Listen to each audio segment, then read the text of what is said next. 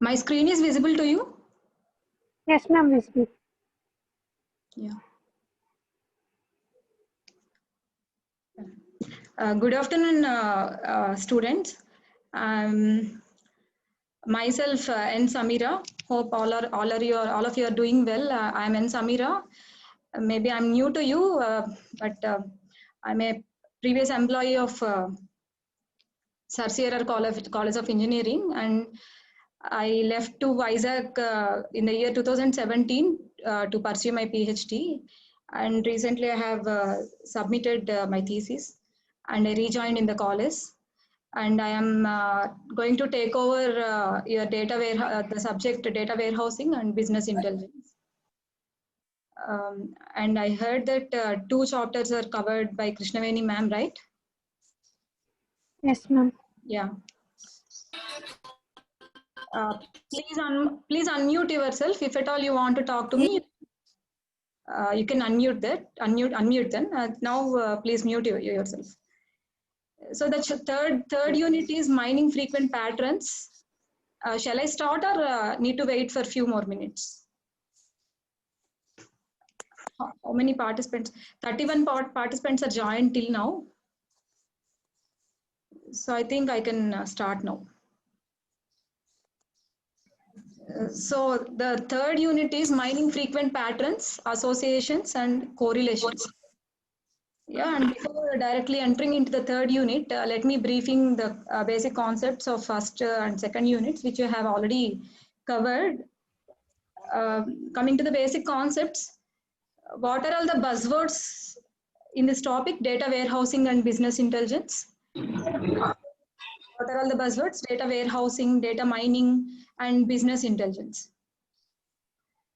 So coming to the data warehouse, it is a repository of information collected from multiple sources, stored under a unified schema, and are typically summarized. So data warehousing is a collection of data from multiple sources. And coming to the data mining, it is extracting knowledge or discovering interesting patterns from large amounts of data. That after collecting the data from multiple sources, the data mining task can be performed, which is nothing but the process of extracting useful information from the data. First of all, what is meant by data? What is the data? Are you able to follow me? Hello? Is my voice is audible? Yes, ma'am, audible. Yes, ma'am. Yeah. What is the data? I'm audible, ma'am. Yeah. If at all you're not audible, let me know that. Okay. So what is the data? If at all I'm delivering some content, you're asking some doubts in the chart. That chart information is a data, and you people communicate through WhatsApp.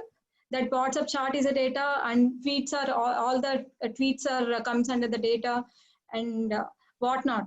So everything is a data. If suppose I recorded the session and I uploaded the session in the YouTube, then that video is also comes under data. So the different kinds of data are there, like we can text data is there, text data, image data, video data, everything is a data. So what is the difference between data and the information? What is the difference between data and information? If anybody want to guess, you can tell something. What is the difference between data and information? Are you heard the word information previously? Yes, ma'am. What is? Yeah.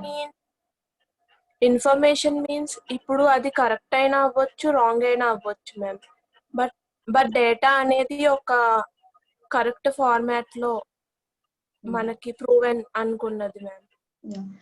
Actually, data is a raw form of information. Actually, I appreciate that you have at least responded something. Well done for that. Let me tell the difference between the data and the information. Information is a processed form of the data. Information is a processed form of the data. For example, if you consider the reviews for a particular product. Okay, in Amazon, if you're considering any product, we have different reviews for that, right? All the reviews, if you put it into a data set, that is called as a data. So what is the information actually? So by processing that reviews data, they can display some rating in terms of stars, right? 5-star, 4-star, etc. So how can we get those stars? We can get those stars by processing the reviews. Processing the reviews means two categories of reviews. Generally, we have positive reviews and negative reviews. That means if you purchase a product, you can review that. You can give review of that positively, either positively or negatively, and based on by processing all the reviews data, the end person, like Amazon person or whatever, he may rate the product. So that can be helpful for the customer, whether to go for the product or not. So here information is the processed form of the data. If at all that rating is not there and there are thousands of reviews are there, is it okay for us to go through all the thousands of reviews and decide to whether to go for that product or not? So it's very difficult for us, right? So so in order to get a briefing about the data, we just need to process the data and generate the information. So information is the processed form of the raw data. So that means we are generating information from the data.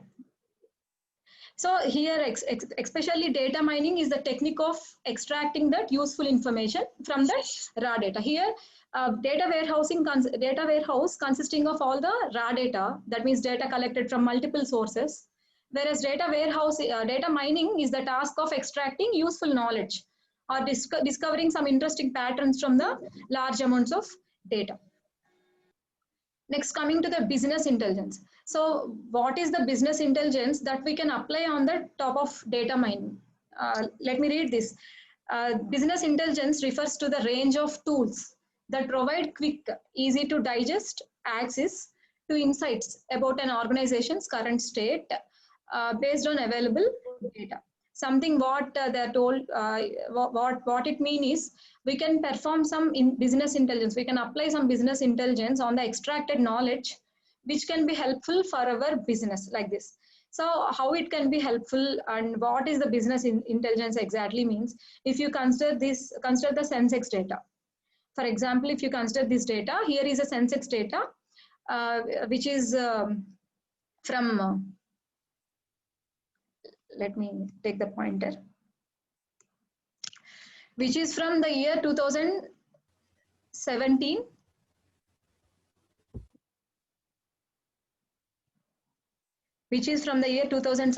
to the year 2020. So if you observe here, in the year 2017, the Sensex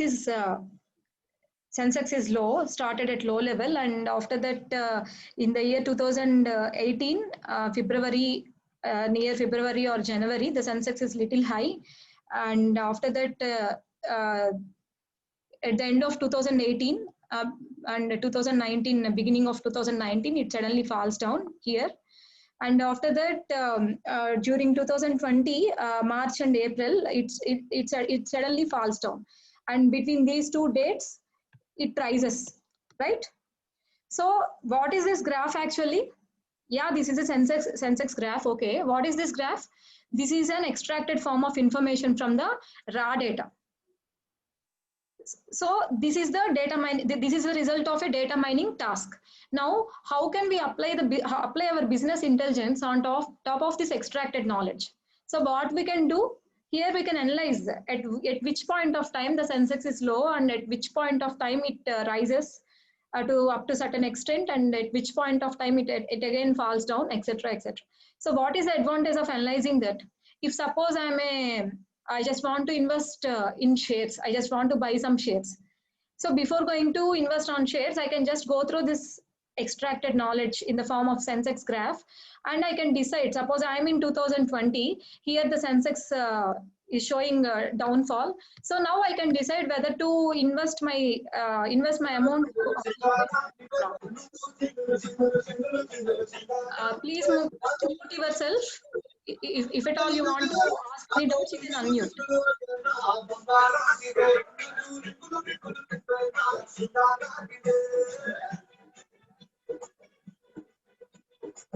Can I continue? Madam, 92 will remove చేయండి.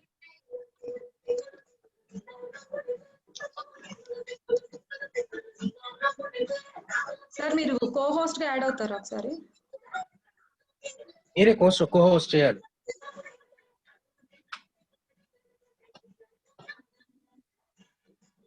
నేను 92 మీద click చేసి remove చేయండి. Okay okay. ఏమమ్మా 92 ఎవరది? Number లేనట్టుందా 92? Daddy. Daddy, why are you doing it? 92 లేదు sir ఇక్కడ.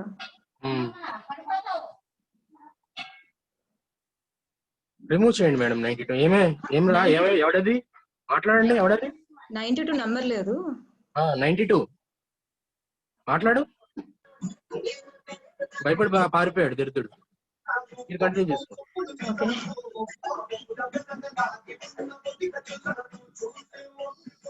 మాట్లాడరా, ఎందుకు భయపడ్డావు? మీరు రిమూవ్ చేయండి మేడం. 92 నెంబర్ కనిపించట్లేదు నాకు, అదే చూస్తూ. పార్టిసిపెంట్స్ లోకి వెళ్ళి మీరు 92 మీద రైట్ క్లిక్ చేసి రిమూవ్ చేయండి. 92 నెంబర్ లేదు సార్ ఇక్కడ. 292 మేడం. 292 నెంబర్ లేదు. పార్టిసిపెంట్స్ క్లిక్ చేసిన తర్వాత అవును సార్, 292 నెంబర్ లేదు ఇక్కడ. నాకు కనపడుతుంది madam.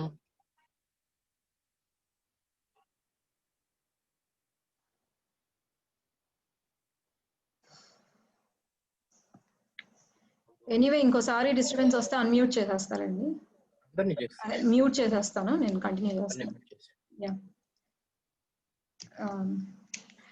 So here, so based on this Sensex information, I can decide whether to invest my shares on shares here. Like I'm in 2020 and in the year of September, if at all, from the April, this is the Sensex data up to April. So based on this existing Sensex data, I can make some future predictions. So I can decide whether to invest on my shares or not. That is what business intelligence means. So this refers to a range of tools that provide quick, easy to digest access to insights about an organization's current state based on available data. And let me conclude the briefing of the previous two chapters with the KDD process, data mining, knowledge discovery in databases. Here, what is the KDD process? Initially, the information from multiple databases, information from multiple databases is collected to form a data warehouse through the process of data cleaning. And after that, by applying some data selection and transformation techniques, the task relevant data is generated. And after that, here comes the data mining process. For the generation of patterns, frequent patterns from the task relevant data, and after that the actual knowledge is extracted. Here, what is the task relevant data? Are you able to follow me?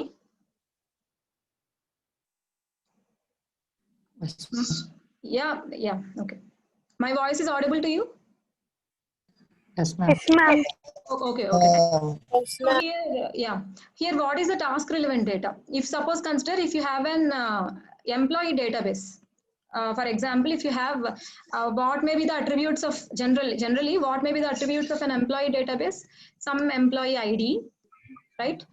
And employee is and salary, some designation, etc. We have a employee database consisting of these attributes. If suppose some employee ID 1 having the 28 and his salary is 30K and some X is his designation. And again, some employee 2 and his age is 30 and his salary is 50K and some designation is X, etc. Like this, we are having employee data. So my interest is, I just want to know the details of employees who are getting the salary greater than 50,000. So what are the attributes I just want from this whole data set? So I need the employee details whose salary is greater than some 50,000. So employee ID I want and employee salary I want. So I don't consent with the employee age and designation, right? Because my task is here, my query is, I just want the employee details whose salary is about greater than 50,000. So here I just delete these attributes from the data set, or I just extract only these two columns from the data set. So that become my task relevant data. So task relevant data completely depends on the data mining task. So here what happened, here the oral process is, initially the individual data sets are integrated by going through the process of data cleaning. Data cleaning includes what? Data cleaning includes removing inconsistent data, removing noise, handling missing values, etc. You all deal with these topics in the second chapter, right? And next, selection and transformation process is done to extract task relevant data from the generated data warehouse. So which includes, what is the process of selection and transformation, which include data queue aggregation, dimensionality reduction, data compression techniques, data discretization, concept hierarchy generation, etc. So by applying these selection and transformation techniques, task relevant data is extracted from the data warehouse. And after that, so up to this data cleaning process and selection and extraction of task relevant data, up to this we call it as data pre-processing. So up to this we have covered in the first and second units, right? Now we are in the data mining step. So now we are in the data mining step. So on top of task relevant data, we are applying some data mining techniques to generate some patterns. After that, we are going to generate knowledge. We are going to extract the required knowledge from the data mining. Now we are going to enter into the third unit. What is the third unit? It consisting of the task of data mining.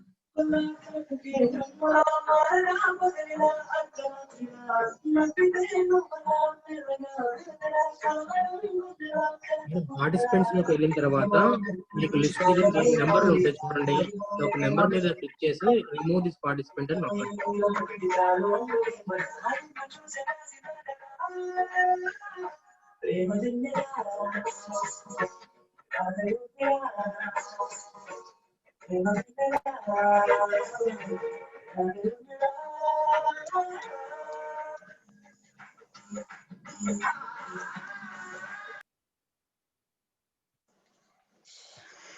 Okay. So coming to the third unit. ఆగండి ఒక నిమిషం, చెప్పండి. ఆడిని ముందు delete చేయండి. మీకు ముందరకు వెళ్ళిన క్లాసు సార్ ఉన్నాను. ఒకసారి చూడండి, పార్టిసిపెంట్స్ లోకి వెళ్ళిన తర్వాత మీకు నెంబర్ 92 ఉంటుంది, దాన్ని రిమూవ్ చేయండి, లేకపోతే కనుక డిస్టర్బ్ చేస్తానే ఉంటాడు. నేను మ్యూట్ చేశాను. ఎవరో ఒకళ్ళు ఎవడో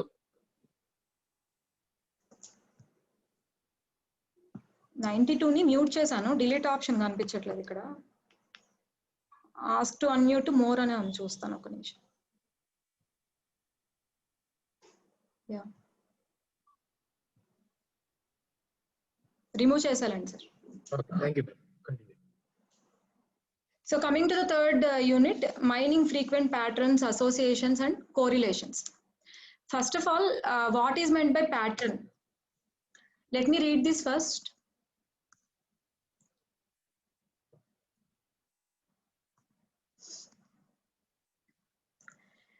What is meant by pattern? A pattern means that your data are correlated, that they have a relationship and they are predictable. When you have a lack of pattern, you have true randomness. When you find a pattern, you can have a good idea when or where something will happen before it actually happens. So let me explain this with an example. what is meant by pattern, let me explain it with an example. If you consider if you consider some hit pairs of directors and movies, for example, if you consider the pair of Trivikram, Srinivas, Allu Arjun. Suppose if this is a hit pair, this is my pattern. Suppose I extract some from the movie database, I extract this pattern. Combination of Trivikram, Srinivas and Allu Arjun will going to be give a hit pair. So what are all the movies under this combination? Everything తెలియవా movies? July. Okay. Next.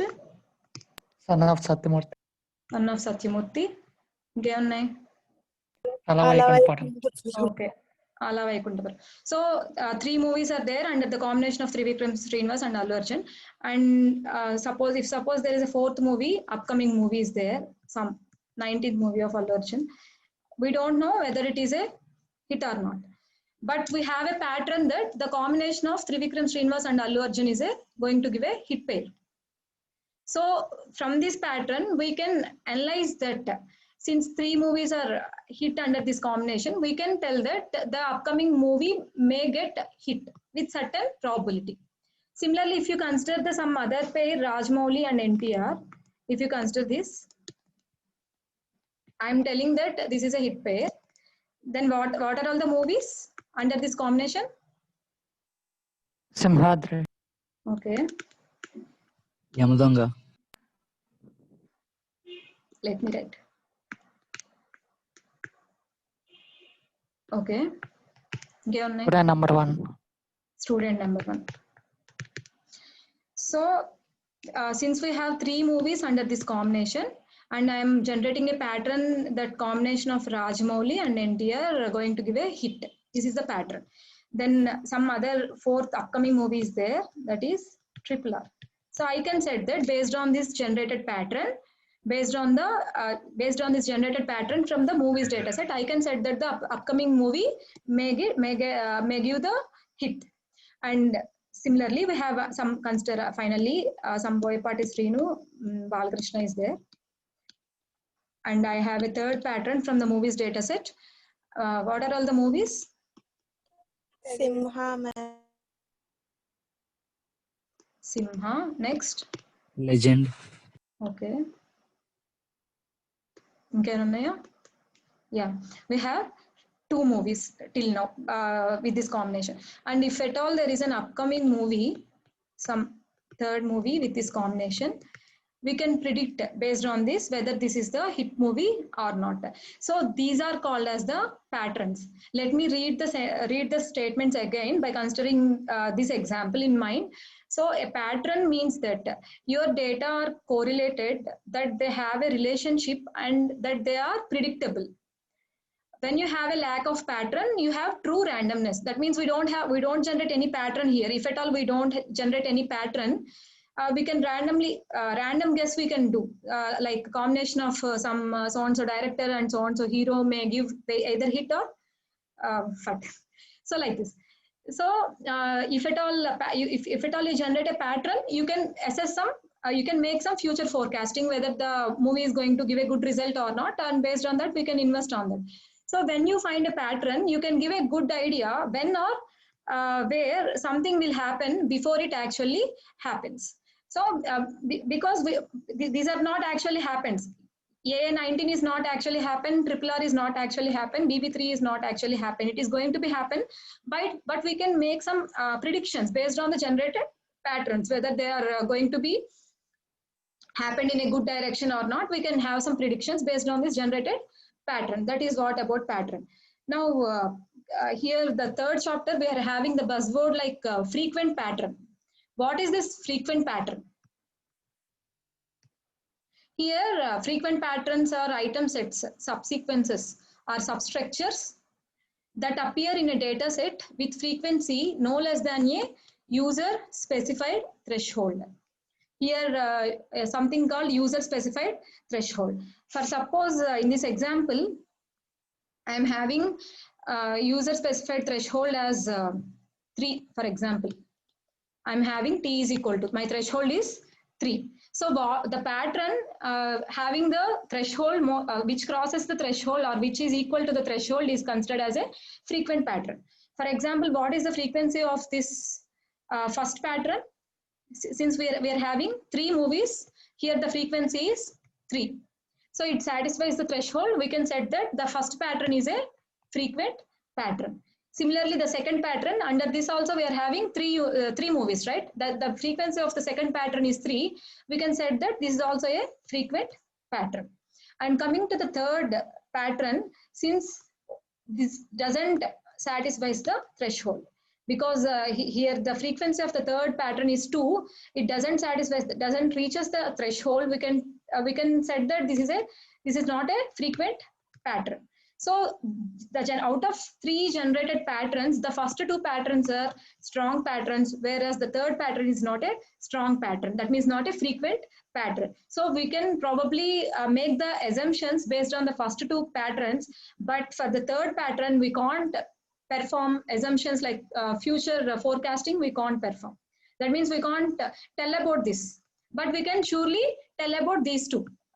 Why? Because these are the frequent patterns, whereas the third one is not a frequent pattern. That is what the frequent pattern. And here some 2 other words I can say: interesting pattern and uninteresting pattern.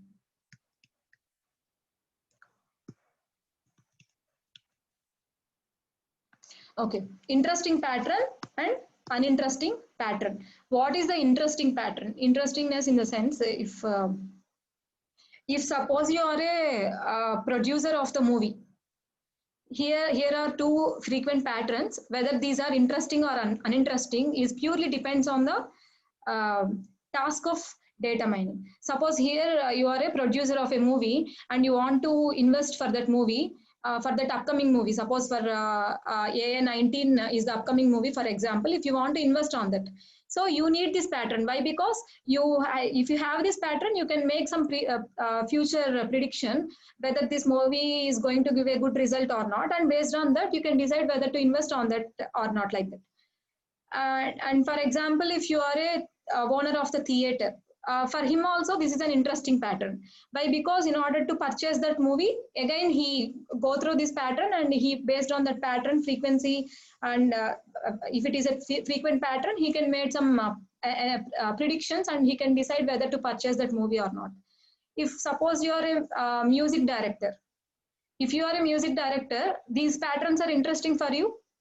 No. Why? Because in case of music director, if at all he is performing his music in a good way, it doesn't matter whether the movie is a hit movie or not.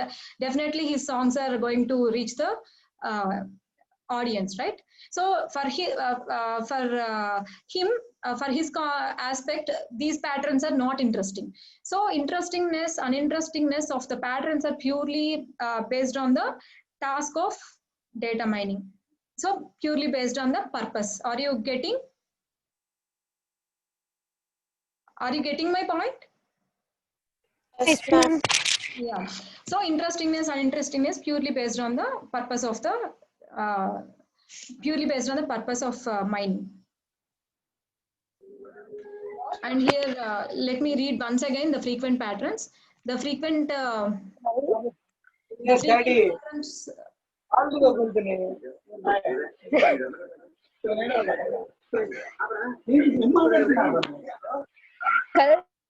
Mute yourself. Okay, the frequent patterns are item sets, subsequences, or substructures that appear in a data set with frequency no less than a user-specified threshold. So these are the item sets or subsequences or substructures that appear in the data set with a frequency no less than the user-specified threshold.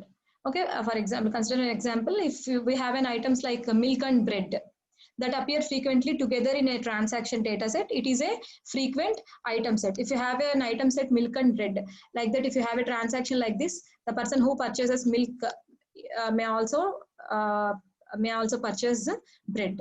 So this item set of milk and bread is a frequent item set. Similarly, here a subsequence A subsequence such as, I'm telling this why, because here we are using three things: item set, subsequences, or substructures. So I'm explaining those things.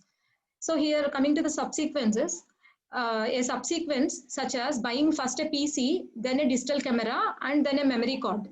If it occurs frequently in a shopping history database, it is a sequential pattern. So here they're using the word called sequential pattern. So what they're telling, if you buy a PC, followed by digital camera, followed by memory card, this is a sequential pattern. Here, remember the word sequential.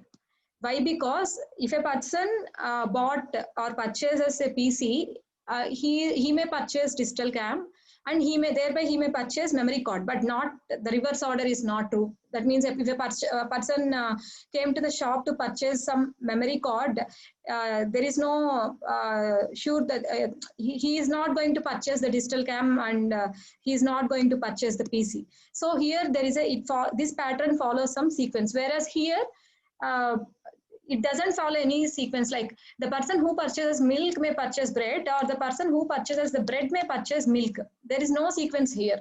So but here there is a sequence. So this is a sequential pattern. And coming to the third one, substructures. So here a substructure can refer to different structural forms such as subgraphs, subtrees, sublattice, which may be combined with item sets or subsequences. If a substructure occurs frequently in a graph database, it is called a frequent structural pattern. So this is regarding the graph tree database like that. So finding frequent patterns plays an essential role in mining associations, correlations, and many other interesting relationships among data. Moreover, it helps in data indexing, classification, clustering, and other data mining tasks as well. So what is this associations, correlations, clustering, classification? All the topics will covered in the next units. Okay. And coming to the association rule.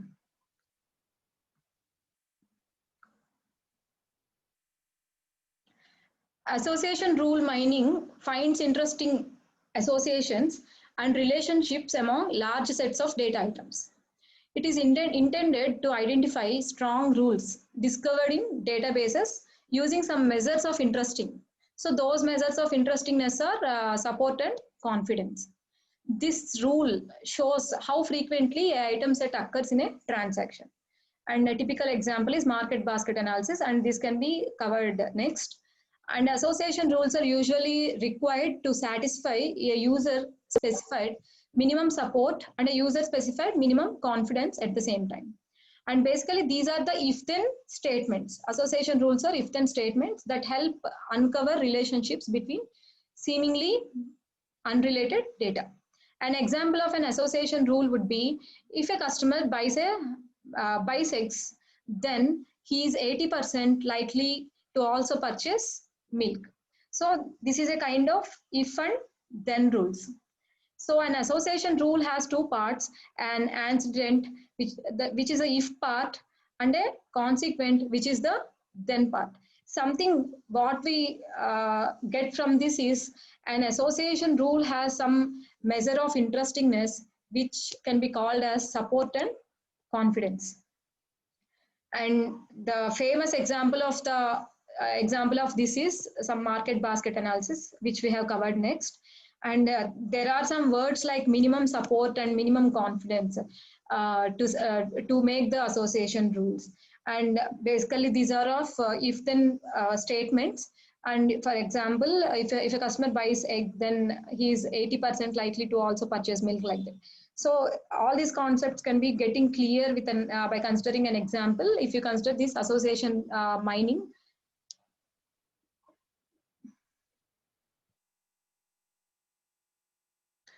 Association rule mining finds interesting associations and relationships among large sets of data items. If you consider an example, here is a transactional database, and here we have a list of items. which have purchased under specific transactions. Here we have 3 transactions, and in the first transaction, the items laptop, antivirus, speakers and microphones are purchased. And in the second transaction, we have purchased items as laptops, speakers, wireless mouse, external hard disk, etc. If you form an association rule from this, how can we form an association rule from this? Here I have an association rule formed from this transaction database. Here my rule is laptop. If a person purchases laptop, if a person purchases a laptop, then he's going to purchase the antivirus software with certain support and certain confidence, which I don't mention because I don't explain the thing support and contents. Let me tell that. So here, this is the some random association rule which I have generated from this given data set. So the person who purchased the laptop may also purchase the antivirus with so and so support and with some confidence. So what is this support and confidence, and how strong my association rule is? How perfect my because this association rule is randomly generated. So how perfect it is, whether it is a strong rule or not, how genuine it is. Before going to that, we need to know about the association rule performance measures. Those are the support and confidence. Association rule condition here is that find all the rules X implies Y with minimum support and minimum confidence. Here is an association rule condition, and here support of, how can we define that? So here we can define support of X implies Y as the probability that a transaction containing both X and Y. Remember this can be also represented as P of X union Y. So support of a transaction, for example, X implies Y. So support of a transaction can be defined as the probability that a transaction containing both X and Y. Then what is the confidence? Confidence of a transaction X implies Y is the conditional probability that a transaction containing X also contains Y. Here is a conditional probability. So the probability of a transaction, if the transaction containing both X and Y, that probability comes under support. And coming to the confidence, if it is the conditional probability that a transaction containing X also contains Y, then this is the confidence of the rule, association rule X implies Y. Let me explain with an example. And one more thing, the rules that satisfy both minimum support threshold and there is a minimum support threshold and minimum confidence threshold are there. The rules which satisfies these two are called as strong rules. So we need this.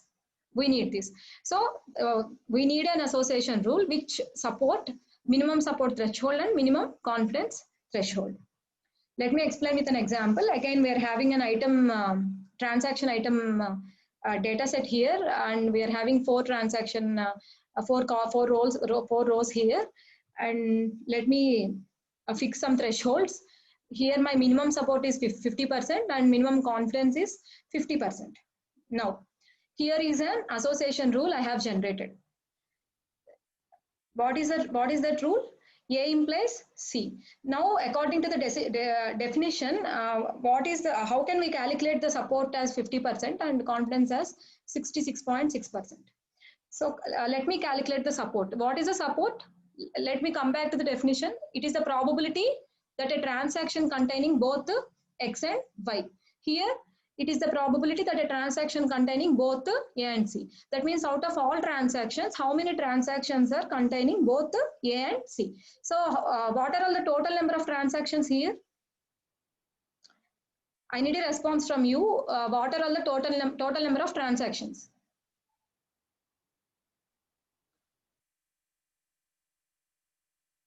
Am I 4. So out of 4 transactions, how many transactions containing both A and C? Why? Because support should contain both X and Y. So here support should contain both A and C. So out of all transactions, all in the sense here we have 4 transactions. So out of all transactions, how many transactions containing both both A and C? How many? 2. 2, yeah. So 2 by 4, which is equal to 50%. So here my support is 50%. What is the confidence? So here it is a conditional probability that a transaction containing X also contains Y. That means the transaction containing A also contains C. So how many transactions are there with A? How many transactions containing A? 3. 3, yeah. So out of all transactions containing A, how many transactions contains C? So here these 3 are the transactions containing A. So out of these 3, how many contains C? 2, ma'am. So 2 by 3, which is equal to 66.6. Here is my support and confidence. So how can we calculate support? Support is the probability that a transaction containing both the X and Y, whereas confidence is a conditional probability that a transaction containing X also contains Y. So let me go with another example. Here I am considering another rule. C implies A. So what is the support here? How can I calculate the support? Out of all transactions, out of all transactions present in the database. So how many transactions are there totally? Totally 4 transactions are there. Out of all, how many transactions containing both A and C?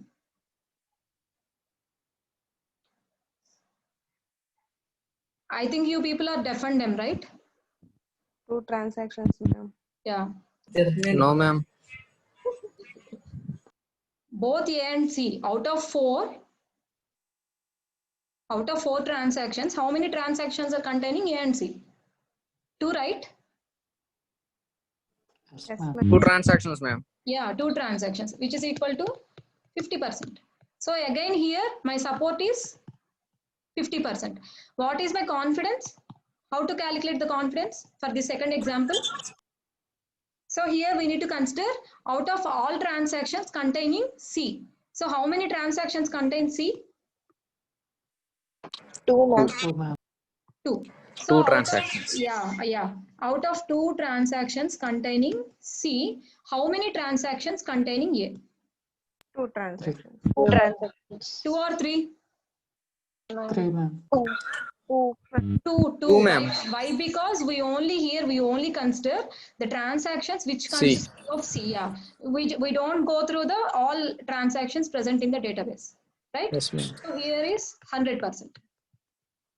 So here it is 50% and here it is 100%. So here we have generated 2 association rules. Let me check whether these 2 are strong or not. How can we finalize that the generated association rules are strong or not? Based on Minimum support and minimum support and minimum confidence. So what is the given? These are the given minimum supports and confidence given by the user or given by the some academician. So what are all the minimum support and confidence? Here the minimum support is 50%. Minimum confidence is 50%. If you observe both the transactions, both the generated rules satisfy both the minimum support and minimum threshold. So I can say that both the 1 and 2 rules generated are strong rules. Anybody having any doubts here?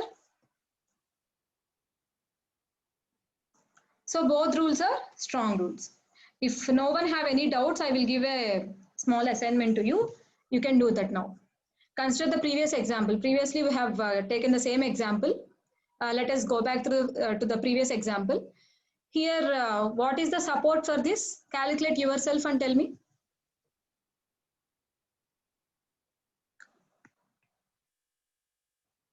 What is the support? All the people who don't have any disease, like deaf and dumb, you can tell that.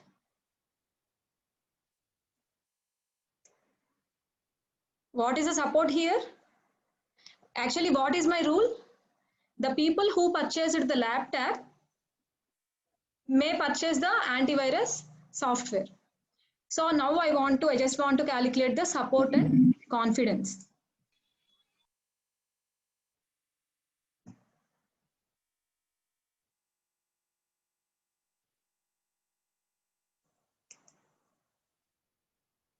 How can we calculate the support?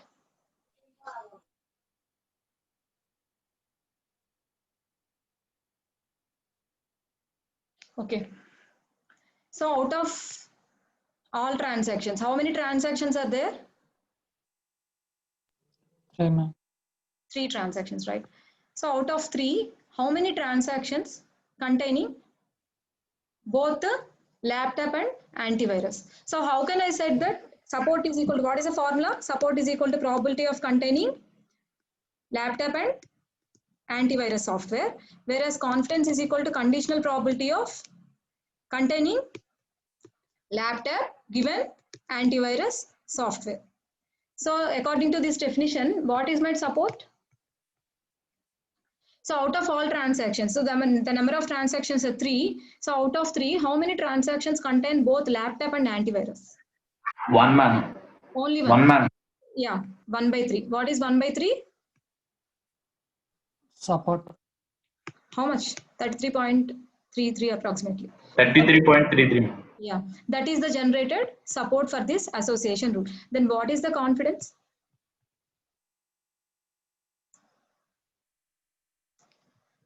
Formula is here and data is here. You need to calculate yourself and let me know what is the confidence. 50%. 50%. How we can get that? Out of all transactions containing what? Containing laptop. So how many transactions containing Laptops. laptop? 2, Yeah, ma'am. 2 transactions. Out of all containing laptop, how many are containing antivirus? 1, ma'am. Only 1 transaction containing antivirus. We can't consider this, right? We shouldn't consider this transaction. We only consider these 2. So 1 by 2, which is equal to 50%. 50%. Yeah. So in this way, we can first calculate the support and confidence for the given association rule, and based on the given minimum support threshold, and minimum confidence threshold, we can say that the given association or the generated association rule is a strong association rule or not. Okay. Let me brief all the topics which I have covered till now. So here, for the 2 minutes, I just want to brief the overall topics again. Okay. So what is the data warehousing? Data warehousing is the collection of data from multiple sources. Next, what is data mining? Data mining is nothing but extracting some useful knowledge from the data, collected data. And what is the purpose of performing data mining? To perform business intelligence. So on top of data mining, we can perform business intelligence, which can be helpful for us to extend our business or to perform best with the competitors. And here is in Sensex example, which is the result of the data mining task. And by observing this example, we can make some business analytics, like we can whether we can invest our shares in now or not, invest our money in the shares or not, like that.